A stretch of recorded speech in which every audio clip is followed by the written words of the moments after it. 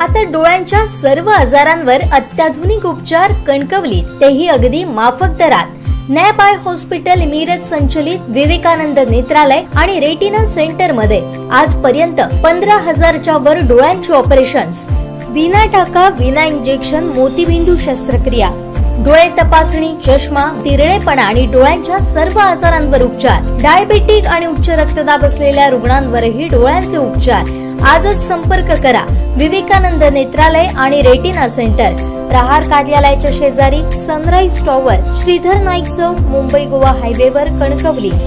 राणे साहेबांनंतर पालकमंत्री रवींद्र चव्हाण यांनी अंगणवाडीचा विकास केला। मधल्या काळात तुमच्या मागण्या का मान्य झाल्या नाहीत? रवींद्र चव्हाण पालकमंत्री होताच कामं कशी झाली, असा सवाल भाजपा कुडाळ मालवण विधानसभा प्रमुख निलेश राणेंनी केला। अंगणवाडीतील सुलभ प्रसाधन गृहाच्या उद्घाटनाप्रसंगी ते बोलत होते। आज या कार्यक्रमाला येऊन अत्यंत आनंद आणि समाधान वाटतं। मी आताच सन्माननीय चव्हाण साहेबांना व्यासपीठावर सांगत होतो की साहेब, इतक्या वर्षापासून आम्ही मराठी देवीच्या या परिसरामध्ये येतो।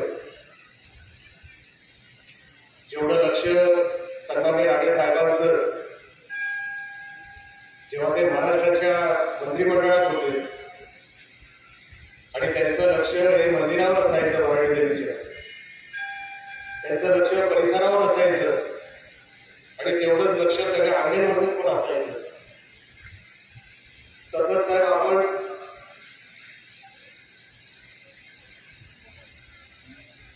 आई मराठी देवीवर आपला नितांत आपली आस्था आहे। आमच्यासारख्या कार्यकर्त्याला माहिती, अनेक वर्षांपासून आम्ही तुम्हाला बघतोय। मागच्या वर्षी जेव्हा यात्रेला सुरुवात झाली त्या काळामध्ये सुद्धा आपण केलेली जी कामं होती आणि ज्या वेगाने आपण ती कामं करून घेतली, हे साहेब मला आपल्याला आवर्जून सांगावंसं वाटतं। राणे साहेबांनंतर जी काम करण्याची पद्धत आम्ही त्या काळात बघत होतो, त्या काळात आम्ही शिकलो, त्या 30 धमक 30 ताकद आम्हाला तुमच्या कामामध्ये 30 दिसली आणि ती मागच्या वर्षी आजूबाजूच्या परिसरामध्ये आपण ते दाखवून दिलं। फक्त श्रद्धा असून चालत नाही, फक्त आस्था असून चालत नाही साहेब। मराठी देवीच्या आजूबाजूच्या परिसरामध्ये आपण एक चित्र उभं केलं, अनेक वर्षांपासूनच्या मागण्या, फक्त रस्ता हा ते मागणी नव्हती। आज जेव्हा मंदिर दौराने उभं राहताना आपण बघतो स्वच्छतागृह, मी आता प्रभाकर सावंतांना विचारत होतो, साहेब असं स्वच्छतागृह पंढरपूरला आहे का? साहेब असंच अक्कलकोटला आहे का? आम्हाला दोघांनाही माहित नाही, पण साहेब महाराष्ट्रामध्ये अनेक मोठमोठी देवस्थान आहेत, पण असं स्वच्छतागृह, आणि आम्ही महाराष्ट्रात गेलेली लोक आहोत, महाराष्ट्राच्या मंदिरात गेलेली लोक,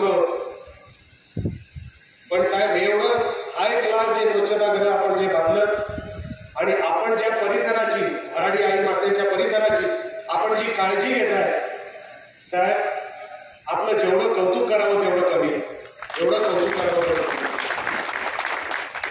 मी जमलेल्या सगळ्या इकडच्या अंगणवाडीतल्या लोकांना विनंती करू इच्छितो,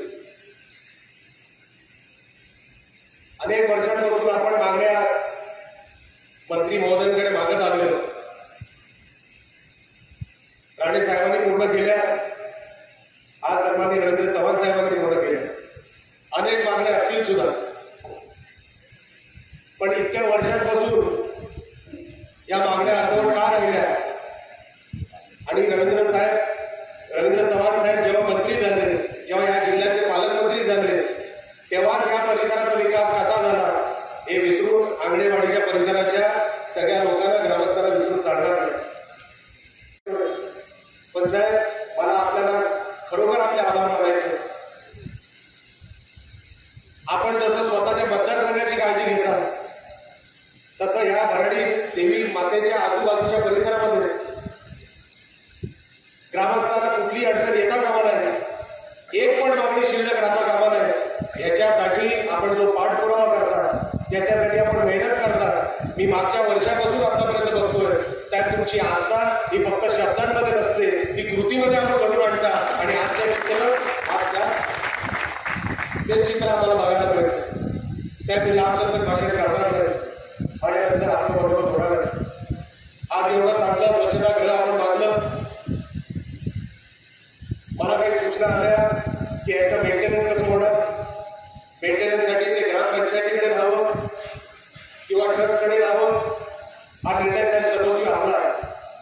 आपण आणि ग्रामस्थांनी बसून किंवा आपल्याकडे जे काही निवेदन येतील याचा विचारपूर्वक आपण एक 5 स्टार हाय क्लास क्वालिटीचा आपण इथे स्वच्छतागृह उभा केला. तो तसा मेंटेन राहायला पाहिजे, वर्ष तसा टिकला पाहिजे. ते कोर्ट टिकू शकतं, ते ग्रामपंचायत टिकू शकते किंवा ट्रस्ट टिकू शकतो.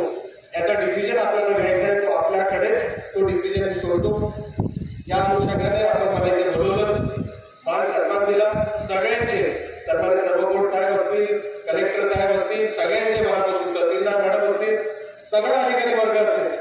एकदा सन्मान्य रवींद्र चव्हाण साहेबांनी आदेश दिला तर तो पूर्ण होतो. ही बघण्याची पद्धत मागच्या अनेक महिन्यांपासून वर्षांपासून जेव्हापासून जर तुम्ही पालकमंत्री झाला तेव्हापासून आम्ही बघतोय. ही पद्धत अशीच राहावी. आदेश म्हणजे तो आदेशच असतो आणि तो पाळला गेलाच पाहिजे. ही जी पद्धत आहे त्याची आम्ही पूर्वीपासून बघत आलो की आपण चालू ठेवली. त्या गोष्टीचा आमच्या सगळ्या कार्यकर्त्यांना अभिमान आहे. मी परत एकदा आपल्याला सगळ्यांना शुभेच्छा देतो. इथेच थांबतो. जय हिंद, जय महाराष्ट्र.